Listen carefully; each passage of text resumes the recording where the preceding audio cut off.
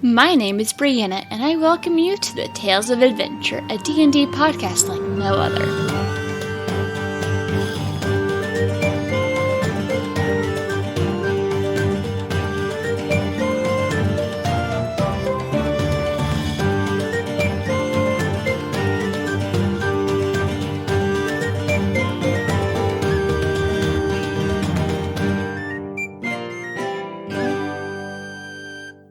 My name is Chris. I play Vale on Seasons of Skyrend.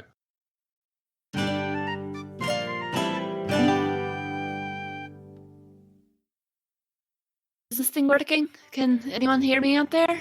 I think I see someone. Can you see me? Yeah. Who are you? My name is Isra. I'm looking for someone. Vale. I think this is Quorum's realm, right? Can't figure out exactly how this thing works. Yeah, this is definitely Corm's realm. How do you know my name? I met some of your friends not too long ago. Arannis and Darvin, they told me that you went missing after the fight with the god of chaos, and I've been trying to figure out a way to see if I can help find you or anything. It's been a long road since then.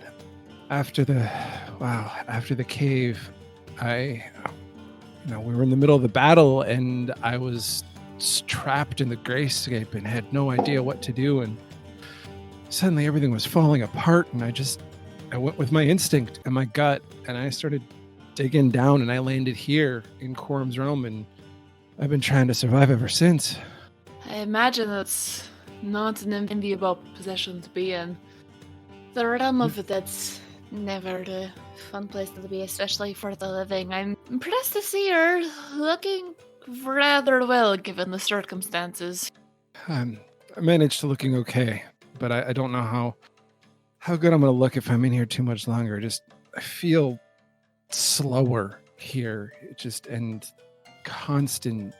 It's not fun being the one living thing in the world of the dead. It's constantly being chased and attacked by Quorum's armies, and I barely get to sleep. I feel like I've aged 30 years.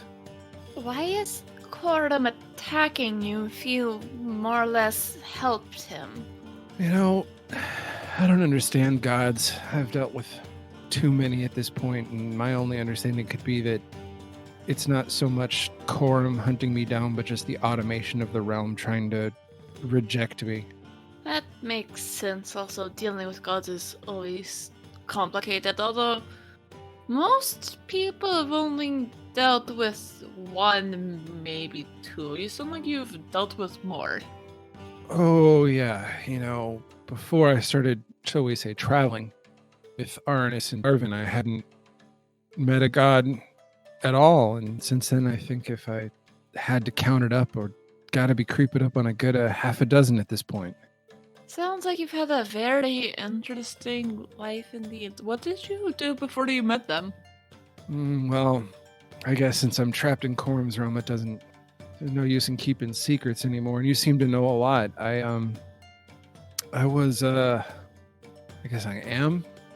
definitely was an assassin for the denouement. Oh, really? I've heard of them. That's not an easy group to become part of. Well, it is when you're born into it. My mother was an assassin, and not too long after I reached early maturity, I was probably 6 or 7. She never came home from a mission, and I was kind of adopted by the guild. That had to be hard. I'm sorry you had to go through that. When you're living through something like that, and that's all you know, it's all you know. It wasn't really until I started traveling with Arannis and Darvin I knew that there was really any difference out in the world. I figure everyone's experience was similar to mine or my companions and friends who I grew up in the guild with. Makes sense. You never know the world is bigger until you leave home. It's true, and I have experienced quite a wide world in the last few years. So how exactly did you meet Arannis and Darvin? I'm curious.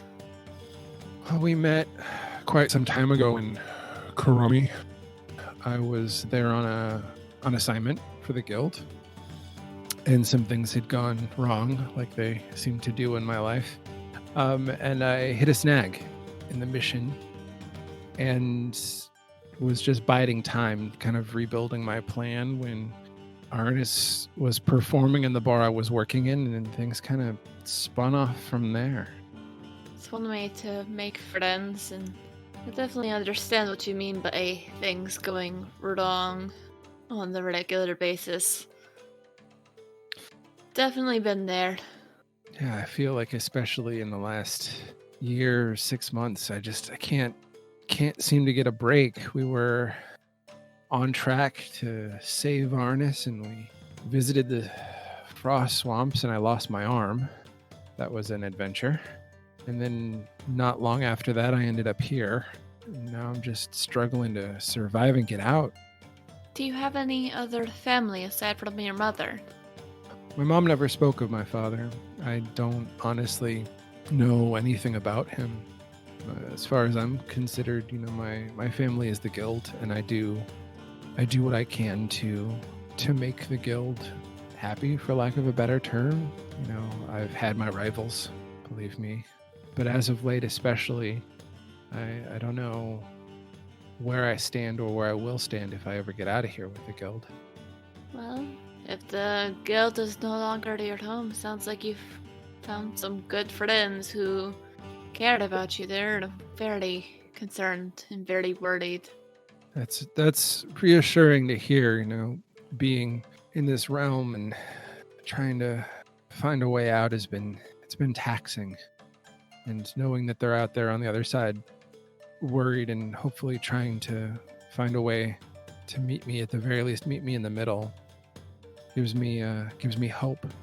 When I spoke with Darvin a few days after the battle, I was actually in town for the battle. I spoke with Darvin the night before, and I was trying to help keep civilians away from where the fight would be happening, and then I've been helping afterward. There's been all the strange things that have been happening since, but I spoke to Darvin. He said the first thing on their list of things to do is to find you.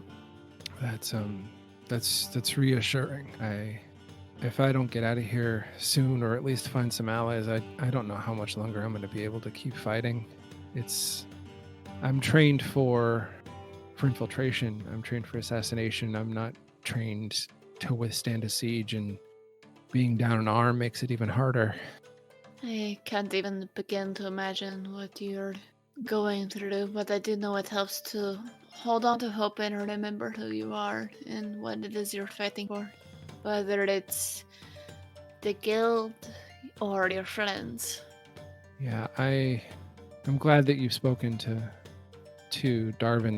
That's reassuring. I not knowing what happened after I was thrown into the grayscape was weighing on me, and I don't even think I realized it.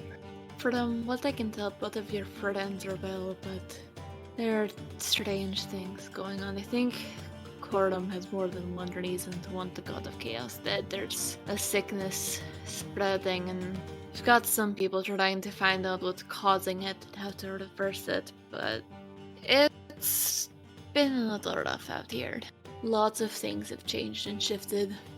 I don't think I ever considered how killing Pathox would affect the world. I just, I'm an assassin. I'm given a target. I do my job. I've never been the one to have to stop and think about what happens afterwards. And, the target was Pathox. The job was save Arnis' soul. Went out and we did it.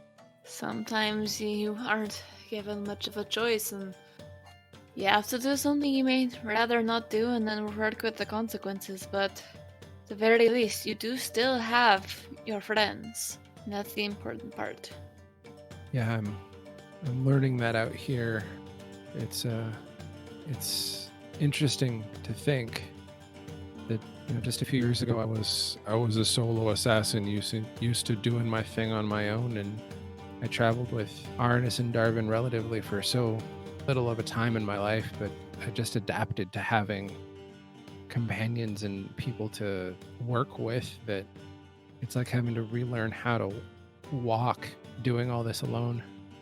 What was it like for you when you first started traveling with them? It was challenging when I first started traveling with Arannis and Darvin. You know, the guild, one of the first tenets of the guild is that you are not to tell anyone that you work for the guild. And so there was a lot of working and moving behind the scenes to travel with them, but also achieve the assignments that I was given. And it wasn't, if it weren't for Arnis, I'd probably be dead or in some jail cell. He saved me from one of my own failures in Honey Hollow, and that was I think the point where I was completely honest with him, and Darvin had already figured it out because of his connections to Quorum. But I think it was easier at that point to be able to be who I was and not hide it. What happened in Honey Hollow? Oh, one of my many failures. It seems like every time I feel like I'm on track or about to succeed, as of late, something stumbles, and I was given an assignment, a target in Honey Hollow, who I was supposed to eliminate. But as is sometimes the truth with the guild, I was only given a name. And usually that's not a problem. But when you walk into a town and there's a father and son combination who both share the same exact name, things get a little more challenging. I imagine so. Because I would assume there's no way to reach out and confirm which one. Nope. You're given the name and you're given the job to do it, and you figure it out or you don't. And I did what I thought was the target. I killed the elder. And when I was done, I thought I had covered my tracks well enough, and I had not.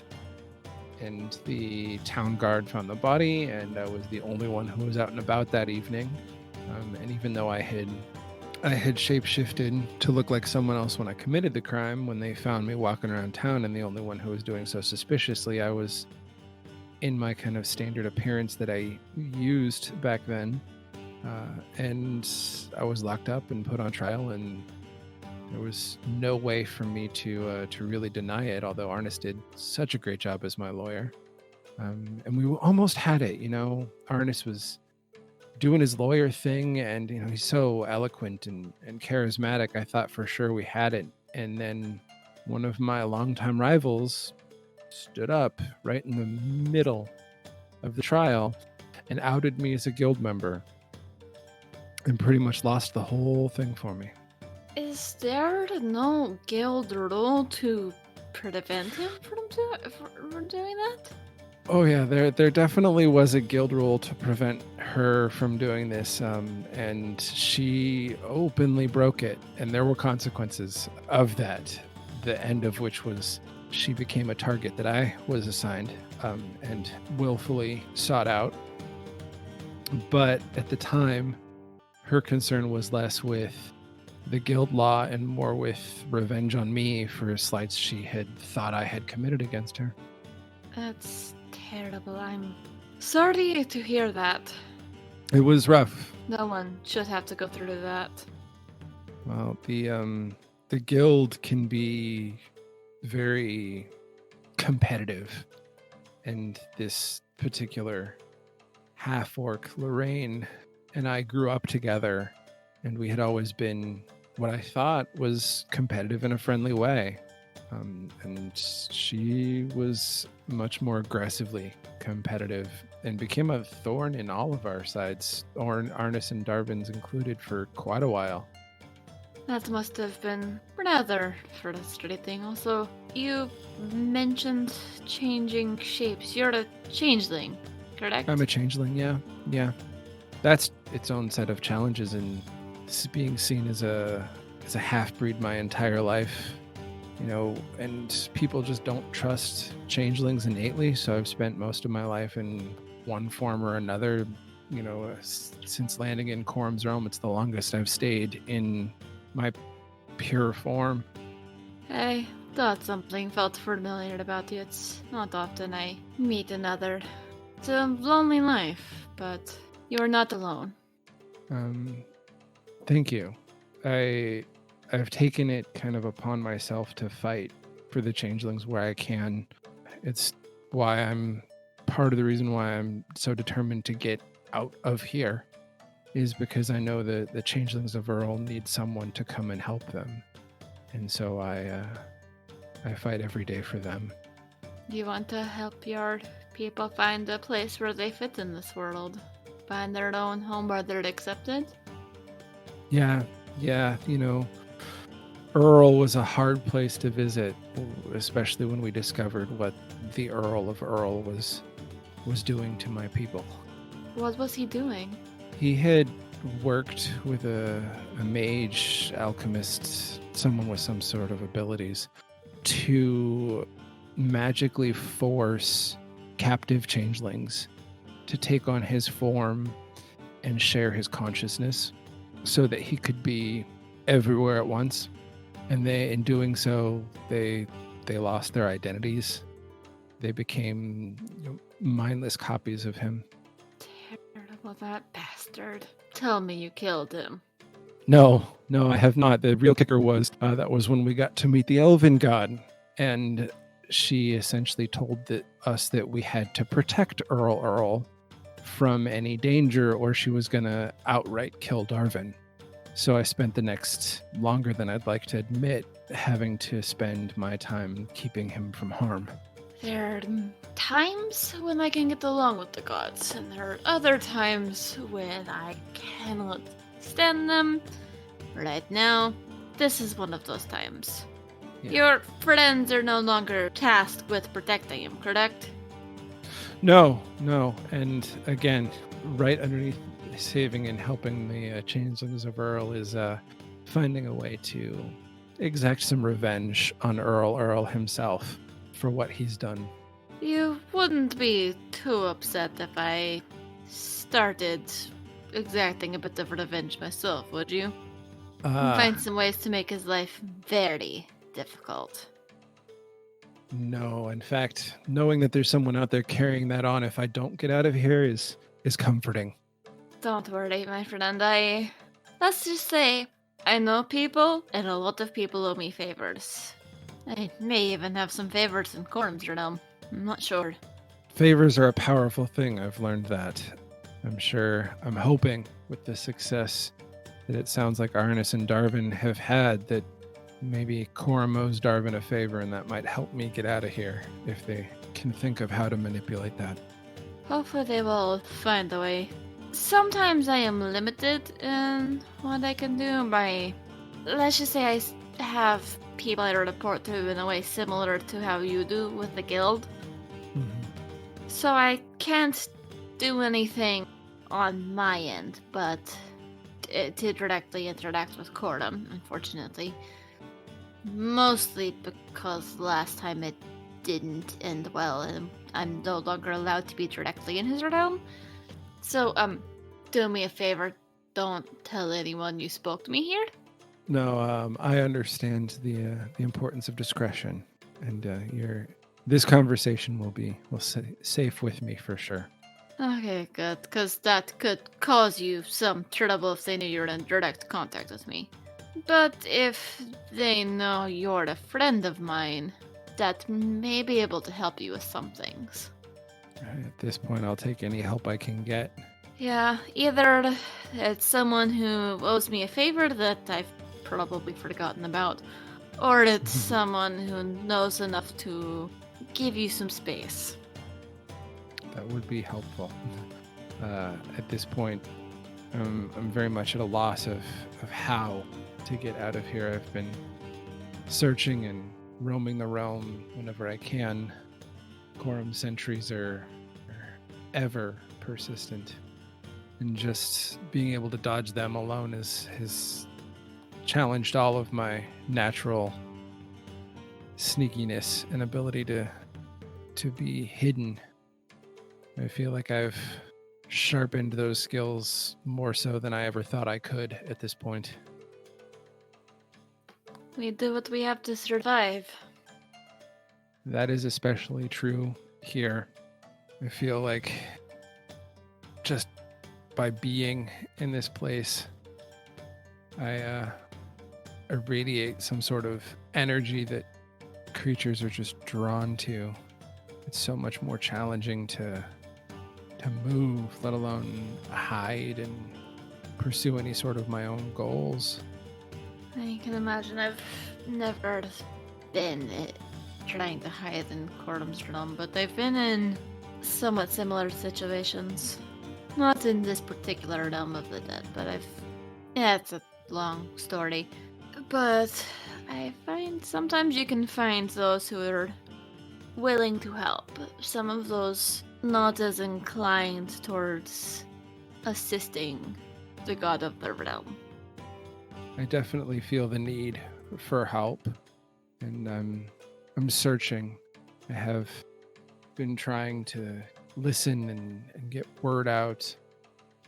I feel like there may be allies just around the corner. Came here to this space searching for any sort of help or magical items. There were rumors that there might be something in this cave, and finding an opportunity to talk to someone that's not trying to hunt me down alone has been helpful. Well, I'm glad to have been able to assist, and I will definitely get the word to your friends that you are still alive and still searching for a way to escape. Until then, I may have some allies I can contact. I'll tell them to also keep an eye out for you. What's a good way for them to show that they're not trying to kill you? Other than not trying to kill you. There was a symbol when we were in Karami and we fought the Bards Rebellion that the members of the rebellion would do to show that they were members. They would take their fist and they would pound it against their heart. If someone were to do that, I think that would be a very subtle sign. And if they were told to do it, right, that's not something that someone's just going to think to do randomly to a stranger. I think that would be a way to know that they were not going to try and kill me, that they were honestly working to help or could help or willing to help. Very well, I will pass that on. If I don't have people there, I do have some people. I may know some entities who are able to travel in his realm, who may be able to provide you some safe harbor for the time. They're not always in his realm, but while they're there, I'll see if I can talk them into helping you. They're not quite your knight in shining armor, but they're mostly good at heart.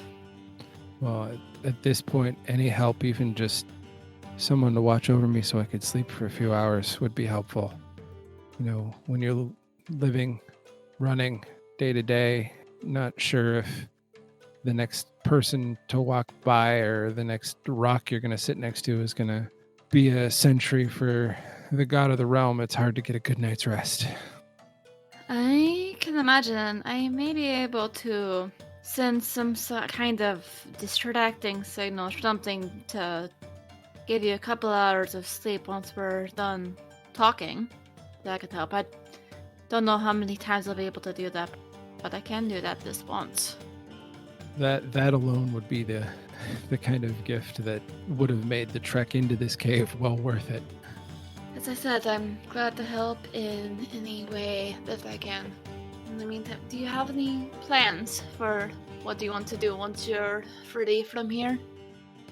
The current plan is to get out, and I think the next plan after that is, to find Arannis and Darvin if they haven't been the ones to help me get out, and make sure that they're okay, that whatever is happening in the realm of the living hasn't affected them or is not something that is fatal to them. And then I want to check off the remainder of my list. I think to be able to go out and to take care of Earl, and then to take care of the changelings in Earl. And then from there, honestly, it's been a long road. And I've been here for what seems like a very long time. I'm thinking setting up as a guild leader somewhere for a while and just resting, taking a break from adventuring and just enjoying being alive and surrounded by people and creatures that are actually alive. Maybe mentoring or leading the guild in Karami after setting it up and helping make it grow before I left. That's kind of the goal. You want to help save your people as you were saved in a way. Yeah. Before I left, before I was made to leave, I had been told by the Celestials that there were several communities of changelings hidden around the continent, and the idea of being able to free the changelings of Earl and get them to a community where they could be themselves again, if that was even possible, or to free them in a less kind but more permanent sense. That's the goal. And then from there, I could just go where the wind takes me. Do you think you will continue to travel with your friends? I think it's all going to come down to how long I'm here. I don't know how time moves between here and there, if it's parallel or if, I feel like I've been here for a really long time and I have no idea how long time has passed there. So if I come back and they are still traveling, I would ask for their help to achieve my goals and then help them to achieve whatever goals they have standing. But I don't know how much longer I would adventure. I'm feeling the weight at this point, I think. I can definitely understand that, especially because time works differently between the realm of the living and the realm of the dead, and all other worlds. It's something I've always found rather difficult to deal with. But it sounds like you have a good plan, and even if perhaps they are no longer traveling, I may be able to help you find people who can help with your plan. I like to think of the plans to give me hope, but I can't focus on them too much. I've got to get out of here first. And if I can't, then I've got to figure out a way to at least piss Coram off while I'm here for as much as I possibly can so that he wants to kick me out. I find pissing Coram off to be a rather fun pastime, but I also have the benefit of there's not much you can do about it. That long story. It's not always the best route, but if you have nothing left to lose, and if all else fails, I can remind him that you are a friend. It would definitely be a desperation maneuver, but if I can't find a way out, making him angry enough to want to kick me out is an option. Definitely not something I want to do, because he can just go the other way and make him angry enough he just wants to make my stay permanent. Would be the other route. That is true, especially if you realize you're trying to get him angry enough to make him kick you out. Yeah. I'm hoping on that, and it sounds like Darvin and Arannis were successful in the task that he set them out for, that he might be thankful enough to help me or set me free. Either way, I will reach out and pull which strings I can to get you, to see if I can help you in your world and where you are, and see if I can send you anything. It will be tricky, but hopefully it will be enough to help keep you going until your friends can free you.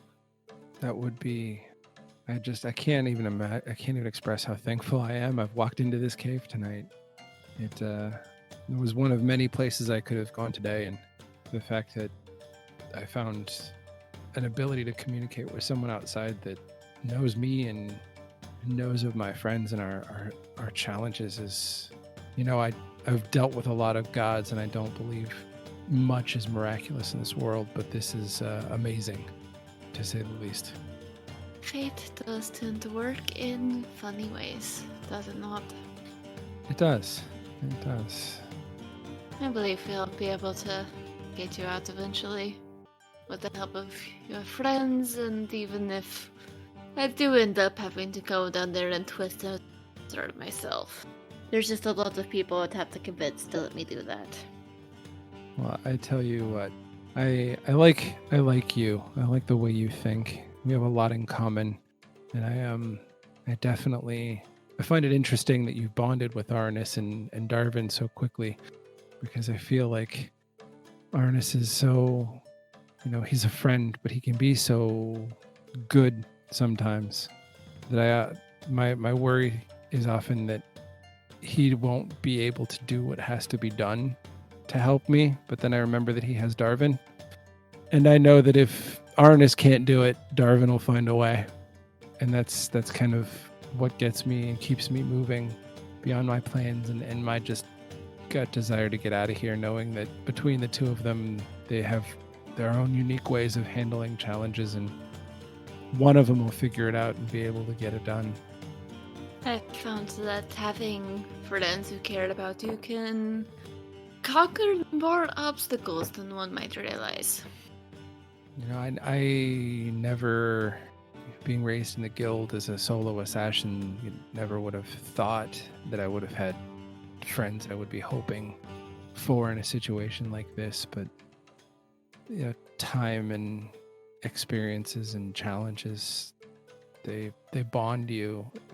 And even though Arannis and I will always have our different ways of approaching things, and sometimes I get frustrated at Darvin's innate desire to run away from problems and attack them on another day, I feel like we've always managed to balance each other out and achieve our goals, even when we're faced with the insurmountable goals of things like killing a god. Yeah, I'm still incredibly impressed that didn't go horribly wrong. I'm just angry I didn't get to see it.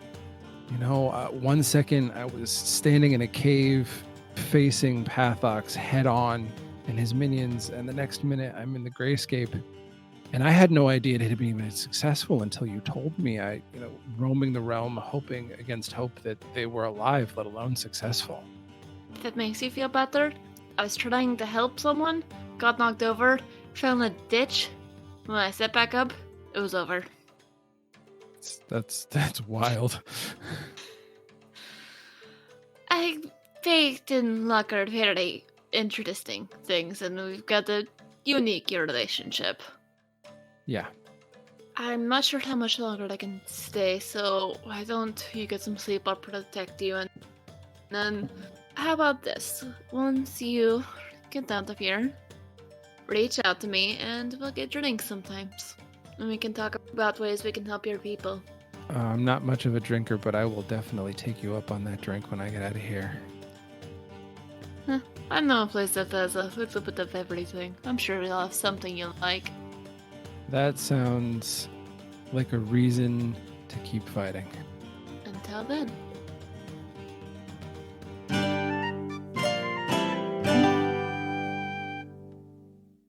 Tales of Adventure is directed and produced by me, Brianna Toiber, as part of Pseudonym Social, a creative podcast network. The music is by Patrick Chester of Chester Studios. To see more of his work, visit his website at chesterstudios.net. Find out more about Pseudonym Social by visiting our website at pseudonymsocial.wordpress.com. If you like what I'm doing and would like to support this podcast, please go to patreon.com/pseudonymsocial and choose one of the tiers connected to Tales of Adventure. You can also leave a review on iTunes to make our show easier to find for those who need it.